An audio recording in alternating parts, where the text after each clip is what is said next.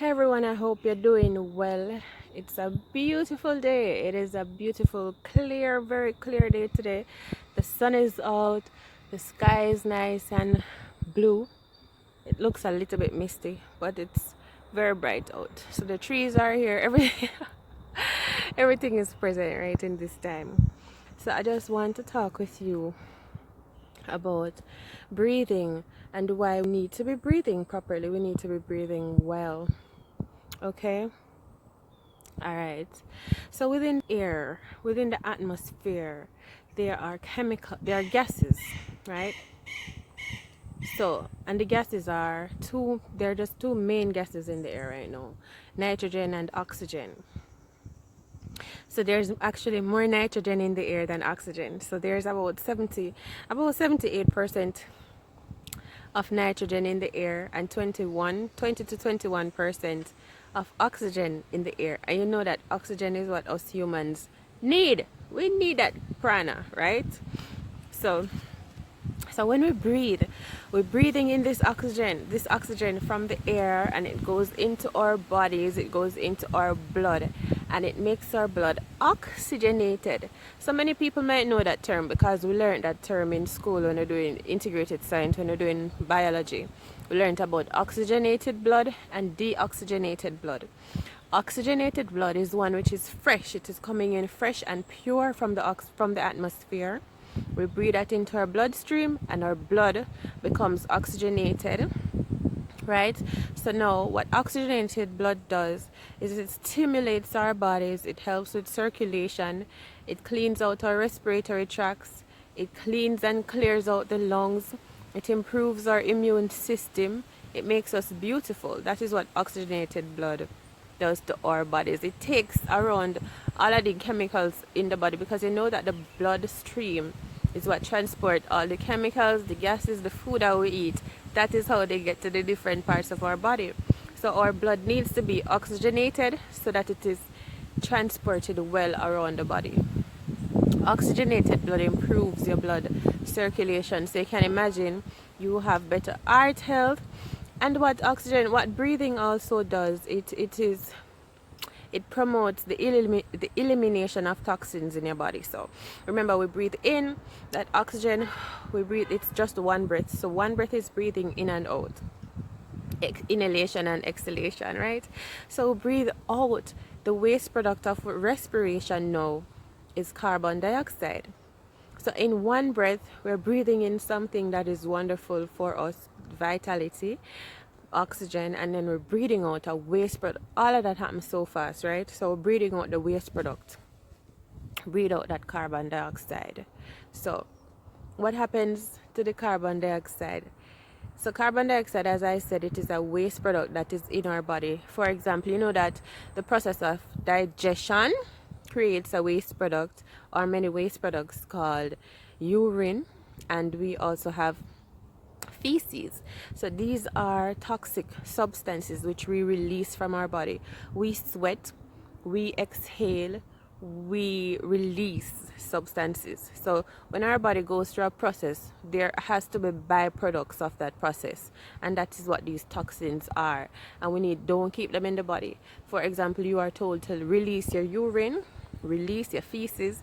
We were told that it is very important for us to sweat also.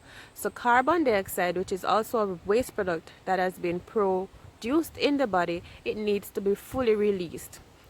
And although carbon dioxide is harmful to the body, it is very useful to what is outside here in the universe. Carbon dioxide is useful to the plants, right? So when we breathe out that carbon dioxide, the plants absorb it in their leaves. So the plants, and they absorb it through tiny holes. So each leaf has some tiny holes, like breathing holes, called stomatas. And they breathe in. So I'm breathing out now, and the plant is absorbing now my carbon dioxide that I'm breathing out. It is absorbing that into its leaf, and what it is doing with it, it is combining it with the sunlight, it is combining it with water that it is getting from the roots and so on, and it is making food. So carbon dioxide is good for the plants because the plants use it to make food. So you see how important a part of the cycle of life we are, a part of the cycle of life that important and proper breathing plays, right? So now the plants are making their food with this carbon dioxide, sunlight, and the water, right? And this process is called photosynthesis. So many people might also be familiar with this term photosynthesis. We learned this in school as well.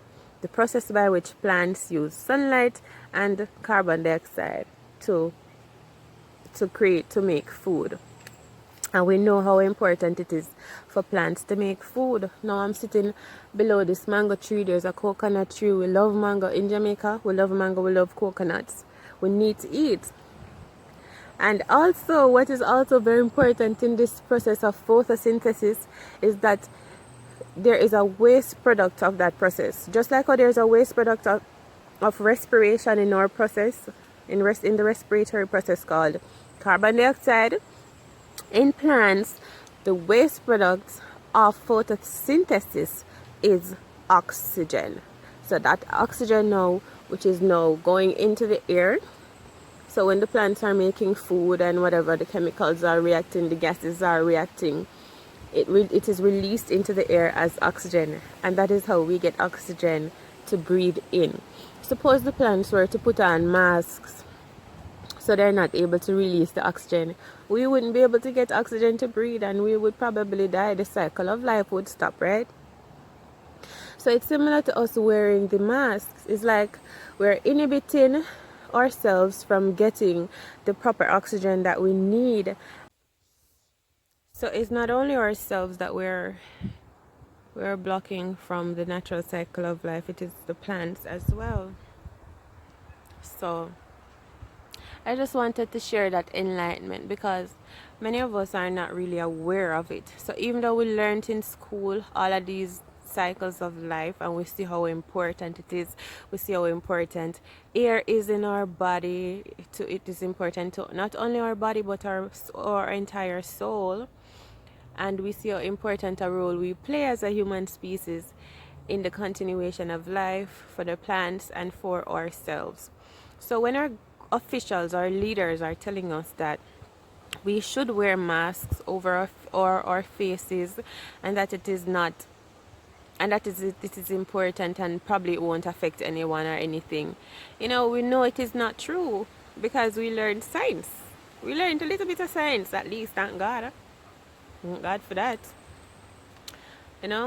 So why would they want to sit there and manipulate us and tell us these things that are faulty, especially ministers of health who probably didn't study any human and social biology, who don't know anything? Probably they do know. So it's not that we can say they don't know. They must know, because if me know, you know. Our politicians and our leaders, they must know about these processes, about these life cycles, right? So all I'm saying is that we need to breathe. We can't be fighting each other down and cowing each other down because some people are feeling distressed and discomfort when wearing the mask. And we can't deny the fact that the air itself, it really feels pure. When you go out there and breathing in, do you feel like you're breathing in COVID-19? Or do you actually feel fresh air around you? What do you trust more? Do we trust leaders that will tell us to wear a mask and it is okay to wear a mask even though they know the effects that the negative effects that this will cause? They do tell us to wear it still. So, or are we going to listen to our true internal selves with the knowing that God has instilled in us of this life itself, right? We need to breathe. So there are so many other issues that we can be fussing about, but breathing is very important, because if we're not breathing properly, remember, as I said, carbon dioxide is toxic to our bodies. So we're literally keeping that air inside of us. We're killing ourselves with that toxin. Just like how we have to defecate, we have to urinate, we have to release that. If we keep it inside of us, we're gonna get sick. Carbon dioxide needs not to be breathed back into our bodies. It needs to go out there so the plants can get it and give us more oxygen for us to breathe in. right? So we need to become aware, and we need to awaken our awareness, because sometimes, yes, we are aware, but we let fear get to us. And when fear get to us, sometimes we look to other people to tell us what to do. And the people that we're looking to are our leaders. But our leaders don't always have our best interests at heart. Because why would you promote something that is not for my well-being? I understand it is separated from godliness, as in my opinion. So we need to come together, come back together, and get back in touch with nature, with creation, and stop putting so much of our trust and confidence in our leaders that we can clearly see are misleading us. So we see that we need to use our ears more, talk less, listen more to what's going on, listen more to our own intuition, our own divine guidance through that connection. And that is how I believe that we can make a great step forward and get through this thing that's going on. We're already doing it. Many of us are already awakened. But I don't, yeah. Sometimes we try to fix the world and there isn't anything to fix, but we have a voice and we have to put it out there. And that's what's happening here. So, now that I've enlightened you on breathing and the importance of breathing properly, breathing from your diaphragm.